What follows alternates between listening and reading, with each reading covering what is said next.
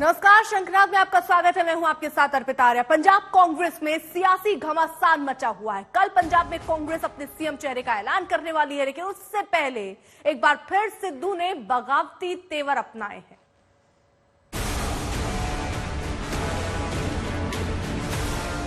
दो लोग तो लीड नहीं करते।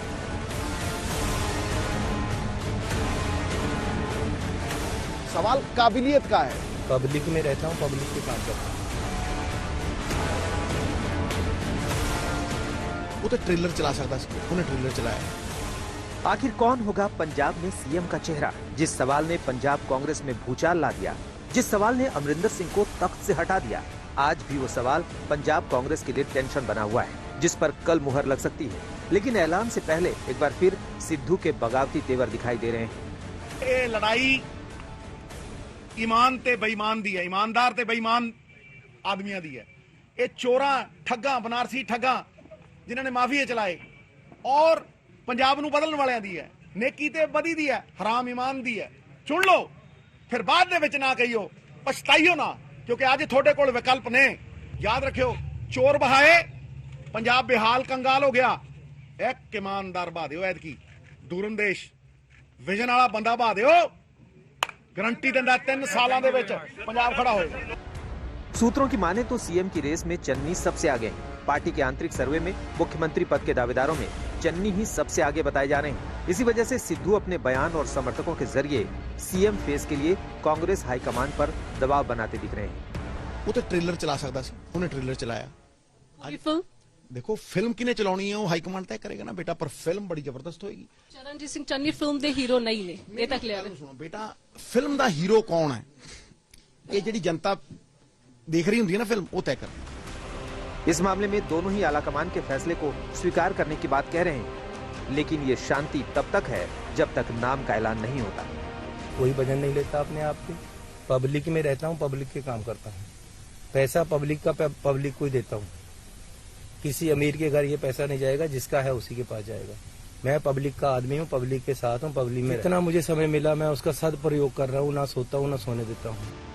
राहुल गांधी ने पिछले महीने घमासान के बीच पंजाब का दौरा किया। सिद्धू और चन्नी को एक मंच पर लाए, पार्टी में दरार ना होने का संदेश देने की कोशिश की। लेकिन कांग्रेस की डगर इतनी आसान नहीं है। सीएम के चेहरे के ऐलान की देरी की वजह भी यही है। दो लोग तो लीड नहीं कर सकते, एक ही व्यक्ति लीड करेगा। और दोनों ने मुझे कहा, जो भी लीड करेगा, कसम खा के दूसरा व्यक्ति अपना पूरा दम, अपनी पूरी शक्ति उसकी मदद करने में लगा देता।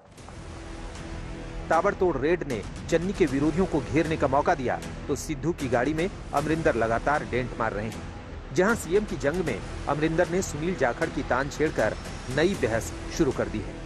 इन सारी बातों में अगर कोई जिसको बनना चाहिए और बिल्कुल उसको टोटल काबिल है, वो है सुनील जाखड़। मेरे साथ प्रेसिडेंट रहा है, मेरे साथ साथी रहा है। इसकी बड़ी पुरानी कांग्रेस के साथ इसका साथ है। और ये पता नहीं चन्नी और ये कहां से आ जाते हैं। दिस इज द मैन, अगर किसी को बनाना है तो इसको बनाओ। Sunil is a very intelligent man. मैं उनको बहुत अच्छी तरह जानता हूं, अभी से नहीं, बहुत देर से। इनके फादर को भी जानता था।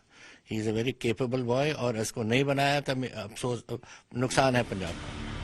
उधर पंजाब में बगावती तेवर अपनाने वाले मनीष तिवारी को कांग्रेस ने अपने स्टार प्रचारक की लिस्ट से बाहर कर दिया है। मनीष तिवारी काफी दिनों से आला कमान पर निशाना साध रहे थे। देखिए, लिस्टों में या सूचियों में शामिल होकर कोई लीडर नहीं बनता, कोई नेता नहीं बनता। कभी कभी ऐसे लोग भी सूचियों में शामिल हो जाते हैं जिनके कहने के ऊपर उनकी घरवाली भी वोट नहीं डालती। तो इसलिए सूचियों से कोई नेता नहीं बनता है। बहरहाल कल सीएम के फैसले के नाम का ऐलान होना है। अब देखते हैं ये चेहरा पंजाब कांग्रेस में शांति लाता है या फिर नए भूचाल को हवा देता है। आज तक ब्यूरो। यूपी में सियासी पारा चढ़ रहा है और सियासत में ओवैसी पर हुए हमले ने आग में घी का काम किया। अब हमले को लेकर बड़ा खुलासा हुआ, जहां आरोपियों ने कई चौंकाने वाली बातें कबूली हैं। पुलिस को दिए अपने बयान में आरोपियों ने साफ कहा कि मकसद ओवैसी की जान लेना था। वहीं ओवैसी ने अपने ऊपर हुए हमलों को महात्मा गांधी से जोड़कर नई सियासत को जन्म दे दिया।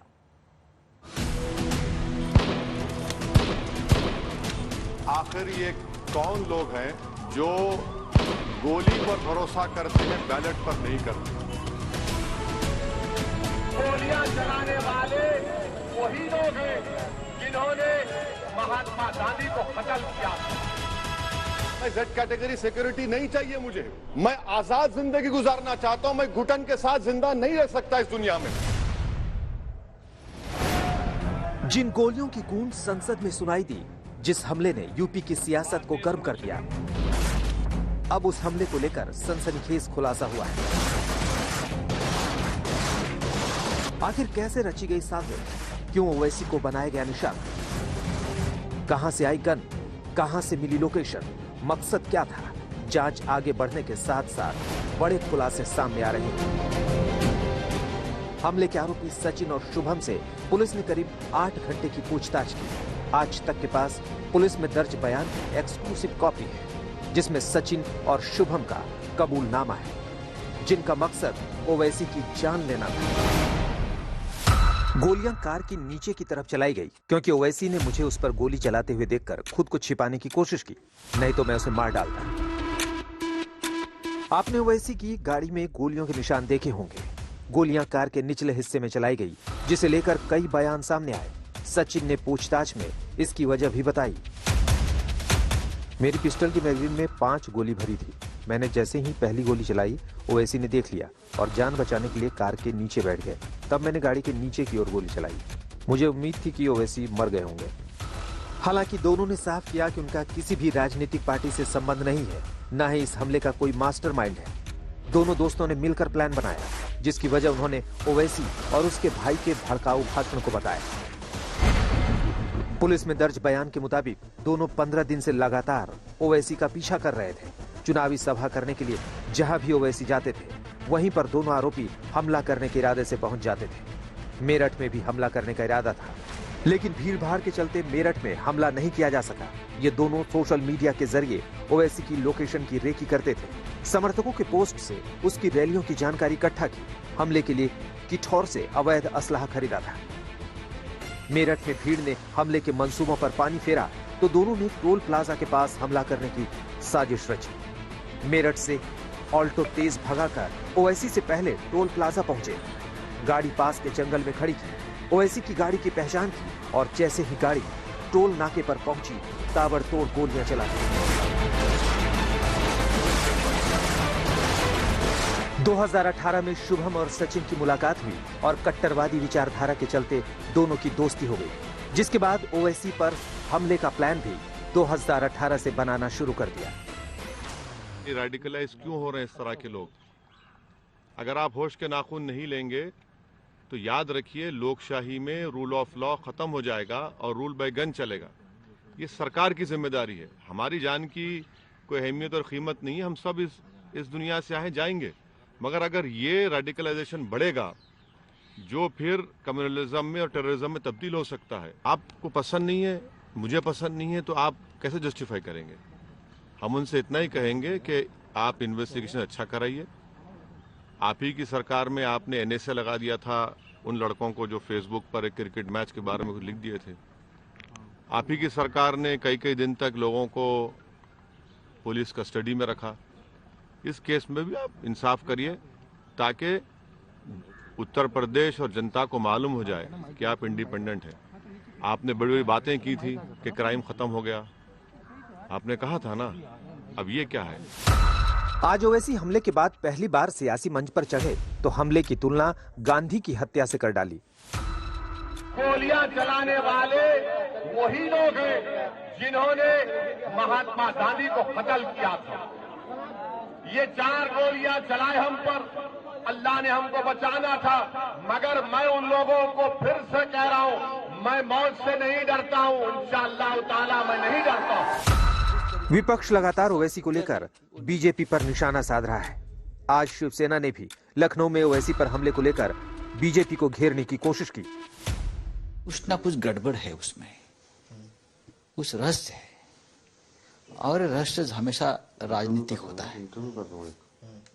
तो देखे, मैं निंदा करता हूं इस हमले की, चाहे हमारे घोर विरोधी है, लेकिन राजनीति में इस प्रकार के हमले ऐसे हमले फिजिकल और बिलो द बेल्ट नहीं होने चाहिए, लेकिन अब ये हो रहे हैं। ये पूरा राजनीति का टेस्ट जब से बीजेपी सत्ता पे आई है तब से बिगड़ गया। बहरहाल आरोपियों के बयान के आधार पर पुलिस मामले की जांच कर रही है। मामले में बाकी पहलुओं को भी देखा जा रहा है। आरोपियों के परिजनों से सवाल जवाब किए जा रहे हैं। उनकी कॉल डिटेल, लोकेशन और सोशल मीडिया अकाउंट के आधार पर बयानों को क्रॉस चेक किया जा रहा है। मामला संसद पहुंच चुका है, जहां सोमवार को गृह मंत्री अमित शाह हमलों को लेकर ब्रीफ करेंगे। तंसीम हैदर के साथ अरविंद ओझा, दिल्ली आज तक।